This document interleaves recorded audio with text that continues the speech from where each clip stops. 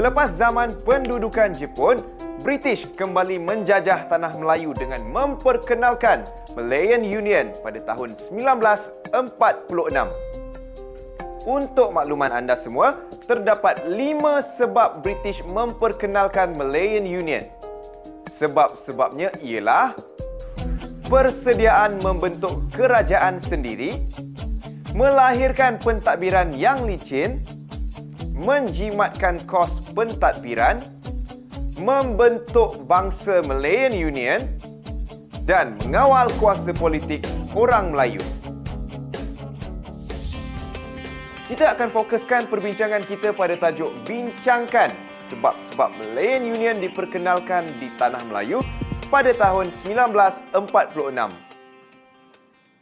Sebab-sebab British memperkenalkan Malayan Union di tanah Melayu pada tahun 1946 ialah sebagai persediaan kepada penduduk tanah Melayu ke arah berkerajaan sendiri. British ingin memberi latihan kepada penduduk tanah Melayu dalam pentadbiran sebelum tanah Melayu mencapai kemerdekaan. Sebab seterusnya ialah British ingin melahirkan pentadbiran yang licin. Pentadbiran tanah Melayu terbahagi kepada 3 unit pentadbiran iaitu Negeri-Negeri Selat, Negeri-Negeri Melayu Bersekutu dan Negeri-Negeri Melayu Tidak Bersekutu. Apa yang berlaku apabila wujud 3 unit pentadbiran yang berbeza? Sebenarnya, British ingin menjimatkan kos pentadbiran. Kepelbagaian sistem pentadbiran menelan kos yang besar dan menyebabkan pembangunan ekonomi tidak seimbang antara negeri. Mengapa British ingin mengawal kuasa politik orang Melayu dengan memperkenalkan Malayan Union? Malayan Union dapat mengawal kuasa politik orang Melayu. British ingin mengawal tekanan dan desakan orang Melayu. British bimbang orang Melayu akan beralih kesetiaan sebagaimana mereka tunjukkan pada zaman pendudukan Jepun. Sebab yang terakhir ialah British ingin membentuk bangsa Malayan Union di tanah Melayu. Tujuan British ialah golongan pendatang melupakan negara asal mereka dan menumpukan taat setia kepada Malayan Union. Terdapat juga faktor sampingan lain iaitu British ingin memastikan sumber tenaga dan pelaburan untuk memajukan ekonomi tidak terbantut. British berhasrat agar Malayan Union dapat menjamin penguasaan yang berterusan terhadap sumber ekonomi tanah Melayu. Perbincangan kita diteruskan kepada ciri-ciri atau syarat-syarat perjanjian Malayan Union. Untuk makluman anda, Malayan Union telah diisytiharkan pada 1 April 1946 di King's House atau Carcosa, Seri Negara, Kuala Lumpur. Governor pertamanya ialah Sir Edward Gen. Syarat-syarat perjanjian Malayan Union ialah semua negeri-negeri Melayu bersekutu, negeri-negeri Melayu tidak bersekutu dan negeri-negeri Selat disatukan.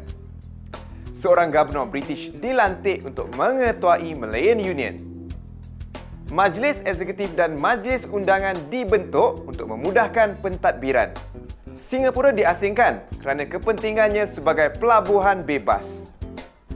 Raja-Raja Melayu menjadi ahli majlis raja-raja yang hanya membincangkan soal agama Islam dan adat istiadat Melayu. Seorang pesuruhjaya negeri dilantik bagi setiap negeri sebagai ketua pentadbir. Kewarganegaraan sama rata dengan prinsip jus soli menjadi asas kerakyatan Malayan Union. Apa yang dimaksudkan kerakyatan Malayan Union?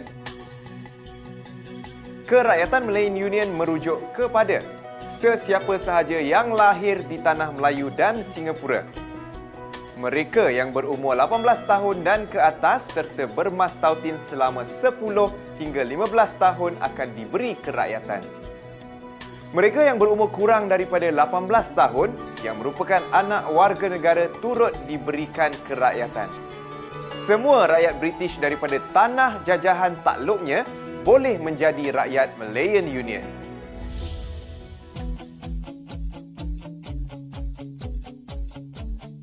Pada pandangan anda, adakah mereka menerima atau menentang sistem pentadbiran baru ini? Sudah tentu sebahagian besar orang Melayu menentangnya.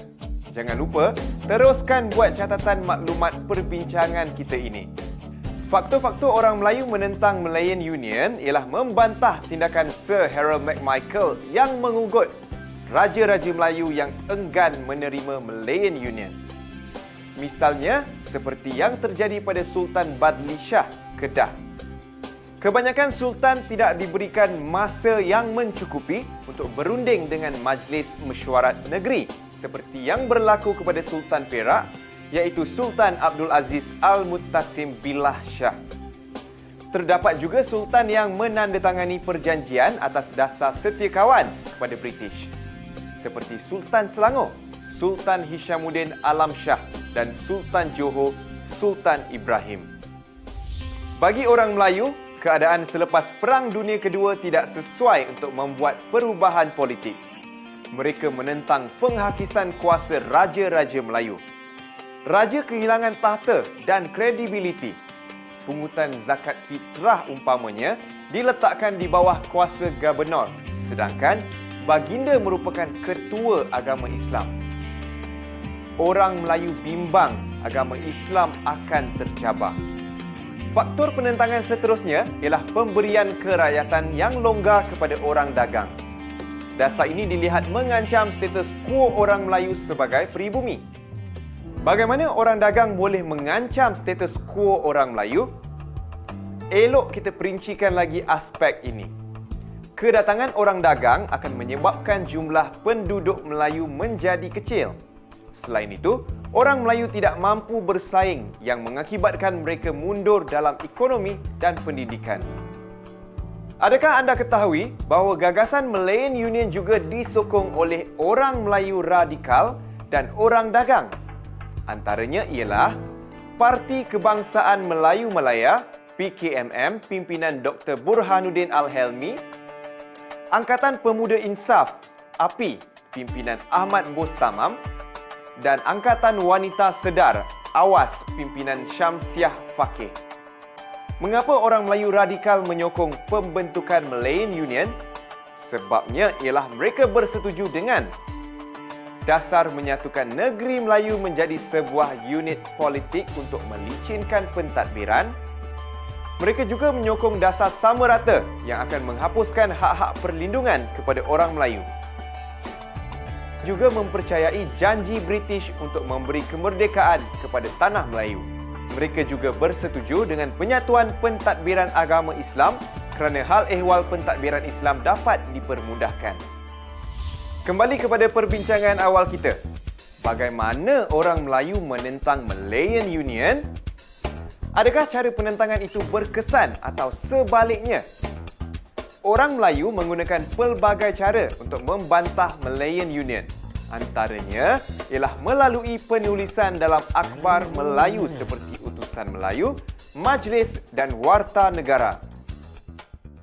Orang Melayu juga mengadakan demonstrasi secara damai semasa Harold MacMichael mendapatkan tanda tangan Raja-Raja Melayu. Ini berlaku di Kota Baru Kelantan dan Alor-Star, Kedah. Pada ketika ini, Persatuan Melayu dihidupkan semula untuk menentang Malayan Union. Mereka menghantar telegram dan surat bantahan ke pejabat tanah jajahan di London. Dato' Onn Jaafar telah menyeru orang Melayu berkongres dan menubuhkan United Malays Organisation (UMO) untuk menentang Malayan Union. Kongres Melayu telah diadakan dari 1 hingga 4 Mac 1946 di Kelab Sultan Sulaiman yang dihadiri oleh 41 buah persatuan Melayu. Hasilnya, Pertubuhan Kebangsaan Melayu Bersatu (UMNO) telah ditubuhkan. Orang Melayu juga mengadakan rapat umum di setiap bandar besar untuk menunjukkan bantahan kepada ahli Parlimen British iaitu L.D. Gammons dan David Rhys-William.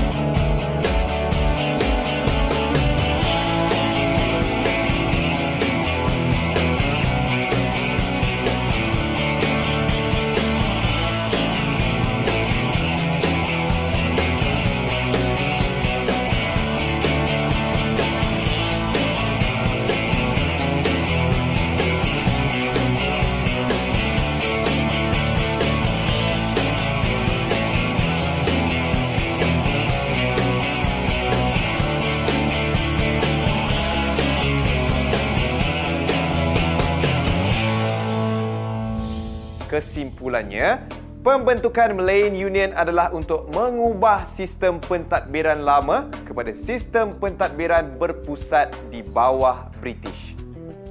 Tindakan British yang bertentangan dengan dasar perlindungan sebelum ini telah menyebabkan kebangkitan orang Melayu. Sebelum kita mengakhiri topik perbincangan, elok kita imbas kembali perkara yang telah kita pelajari pada hari ini. Melalui tajuk perbincangan tadi, kita dapat sebab-sebab Malayan Union diperkenalkan, ciri-ciri Malayan Union 1946, sebab-sebab penentangan orang Melayu terhadap Malayan Union, cara penentangan atau bantahan orang Melayu terhadap Malayan Union. Sebagai generasi pewaris negara, anda perlu mempunyai semangat untuk mempertahankan kedaulatan negara. Baiklah, selamat mengulang kaji dan sampai berjumpa lagi.